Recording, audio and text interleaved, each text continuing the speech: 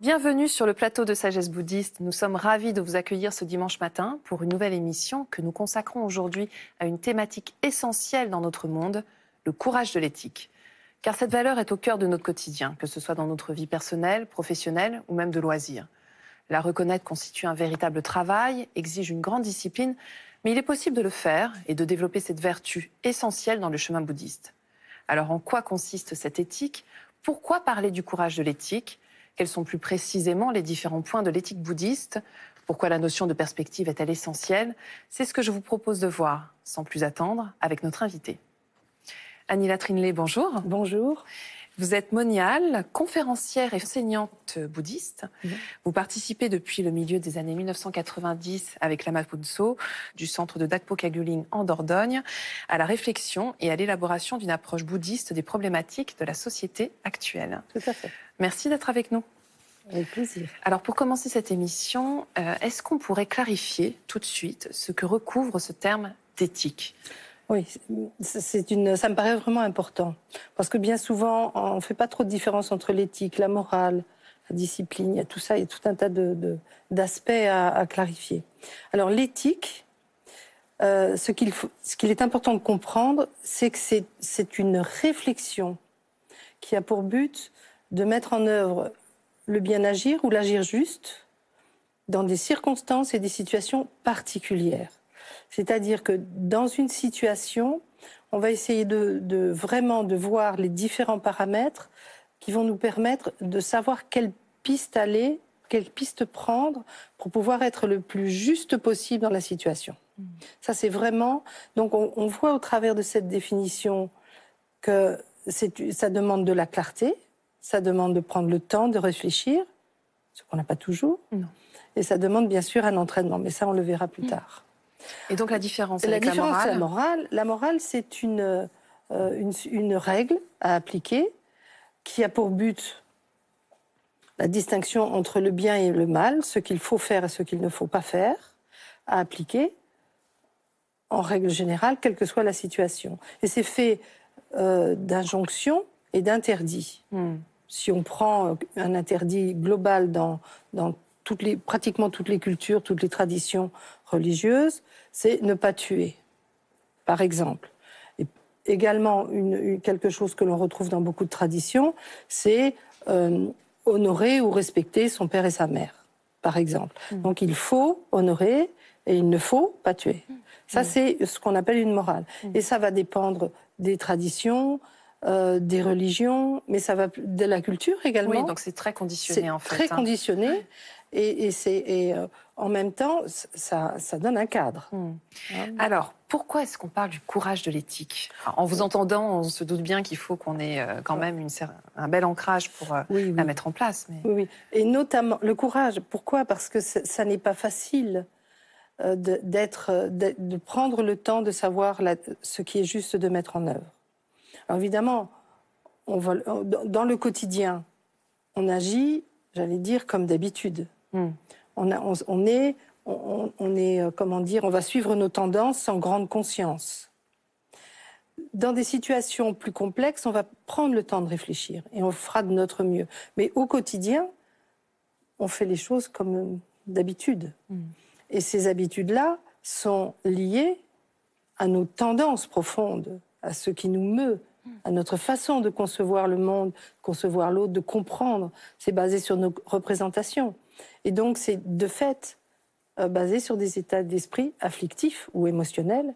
Et donc, de fait, souvent pas très très juste, du point de vue du sens que l'on veut donner à sa vie. D'accord.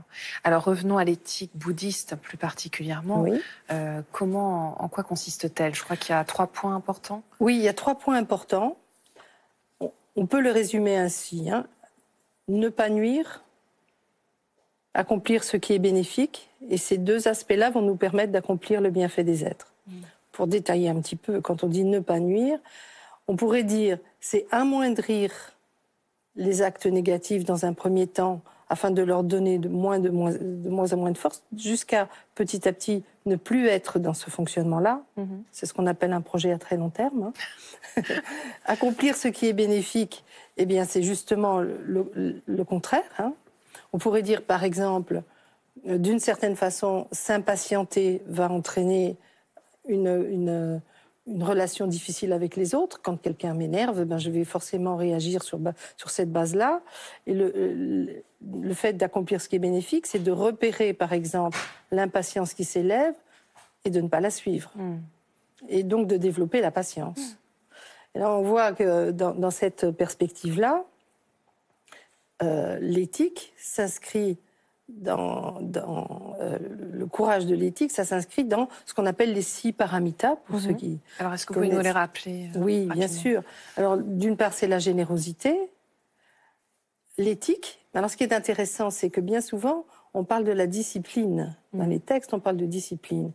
Et nous, notamment en Occident, on entend discipline et ça ne nous plaît pas. Ouais. Parce qu'on entend ce qu'il faut pas faire. Or, le sens de discipline, c'est discipliner son esprit afin de ne pas nuire et d'accomplir le bienfait. On est sur autre chose. Après, il y a l'effort enthousiaste, la patience aussi, bien sûr, la méditation et le discernement, l'entraînement au discernement. Donc, on a là les 6 paramitas.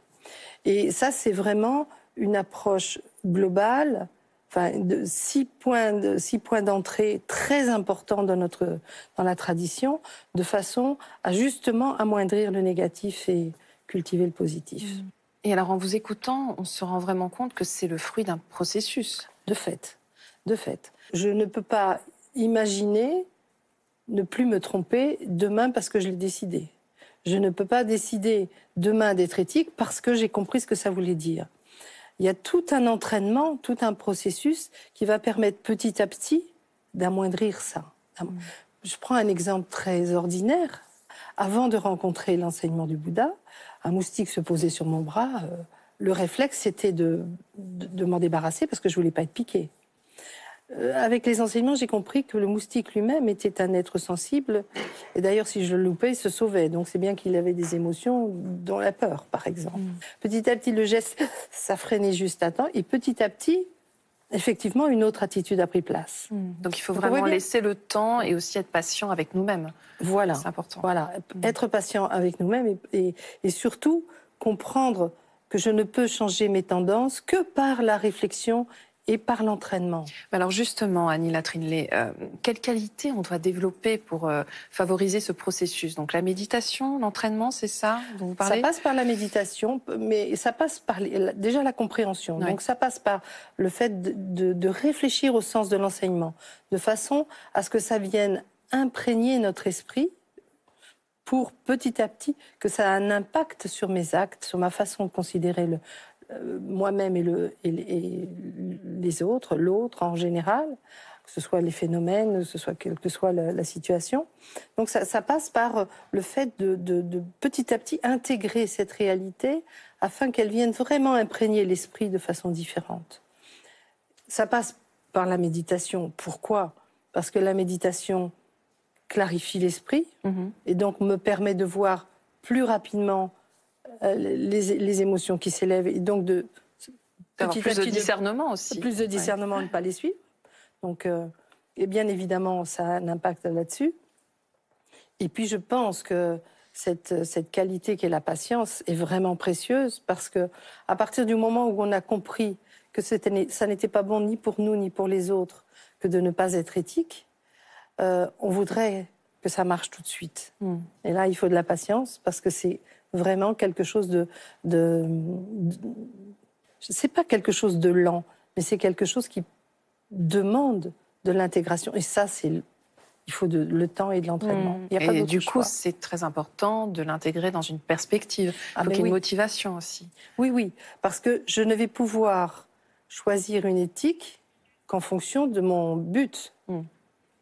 C'est-à-dire que une éthique, puisqu'elle dépend, c'est une réflexion qui s'inscrit dans une perspective, c'est-à-dire du point de vue de l'enseignement du Bouddha, d'atteindre l'éveil, pour pouvoir mettre en œuvre les moyens d'atteindre l'éveil, c'est-à-dire entre autres en mettant l'éthique en œuvre, il faut que je sois claire sur le but. Bien sûr.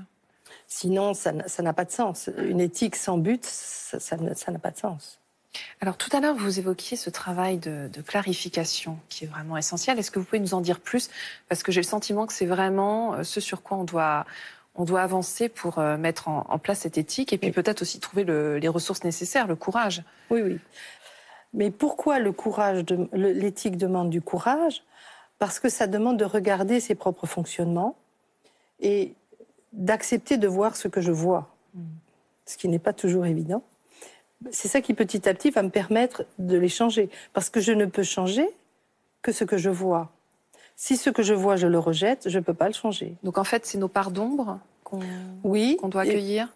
On peut dire la part d'ombre, et on peut dire aussi de voir que, au fond, bien que nous soyons intelligents, nous ne connaissons qu'une petite partie de la réalité.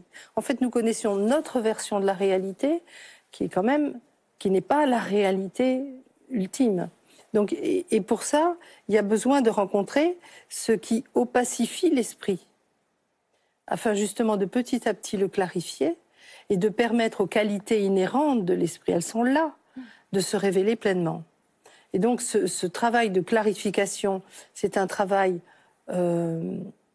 qui est à la fois précis et en douceur, sinon ça ne marche pas. Et d'où l'importance d'être attentive au quotidien, parce que c'est dans le quotidien qu'on peut repérer les moments où on franchit la ligne, où ça part, effectivement. Et alors, pour conclure, est-ce que vous pourriez nous dire ce que certains maîtres tibétains, peut-être, nous ont transmis sur ce sujet? Est-ce qu'on a des... Oui. Sur l'éthique, il y a des textes sur le courage, il y a des textes sur l'éthique. Oui, alors le courage de l'éthique, est-ce que ça existe? Je ne sais pas si ça existe en tant que tel, mais c'est un sujet qu'on a développé justement à l'Atelier des Savoirs avec Lama Punso, parce que ça nous paraissait important. Une des citations qui me vient et qui pour moi est extrêmement précieuse, c'est justement Lama Jigme Rinpoche, qui est donc le directeur spirituel de Dakpo Khyuling, qui dit que la première étape, c'est d'accepter l'imperfection de la situation. Et ça, plus j'y réfléchis, plus je me rends compte de la subtilité de ça. Parce que l'imperfection de la situation, c'est à la fois de voir que je suis face à des situations pour lesquelles je n'ai pas beaucoup de maîtrise, et que moi-même, je n'ai qu'une compréhension limitée de ce qui se passe. Mais c'est sur base de ce que je comprends que je peux changer les choses. Si je rejette l'imperfection de la situation, je ne peux plus rien en faire. Donc c'est un conseil extrêmement précieux et clarifiant, je trouve. Eh bien, nous allons quitter sur ce très très beau conseil. Merci infiniment, Annie Latrinet, d'avoir été avec nous aujourd'hui. Merci à vous. Et si vous souhaitez aller plus loin, voici quelques pistes de réflexion. Tout d'abord, de notre invité publié aux éditions Rapsel, La présence, un savoir-être à cultiver. Vous y retrouverez différentes pistes pour mieux développer cette qualité, quelles que soient les circonstances. Développer une plus grande conscience de notre réalité, clarifier notre motivation, accroître notre bienveillance et notre discernement. Autant de pistes et de clés que nous donne Annie Latrinet afin de déployer une présence fertile pour soi et pour les autres. Sagesse en exil de Lama Jampa Taye, toujours chez Rapsal Éditions. Lama Jampa Taye explore ici la place qui existe pour le bouddhisme dans la culture contemporaine, décrit les caractéristiques distinctives de la pensée et de la pratique bouddhiste et présente l'entraînement à la méditation et à la compassion qui est le cœur de la voie bouddhiste. 16 attitudes pour mieux vivre d'Alison Murdoch et d'Ekili Holder-Cho aux éditions Vajrayogini. Ce livre réunit les réflexions de personnalités qui définissent chacune le sens que l'on peut donner à l'éthique. On y retrouve Mère Teresa, le Dalai Lama, Gandhi, Desmond Tutu et bien d'autres. Il nous donne des outils pratiques pour améliorer notre existence de manière simple mais rigoureuse.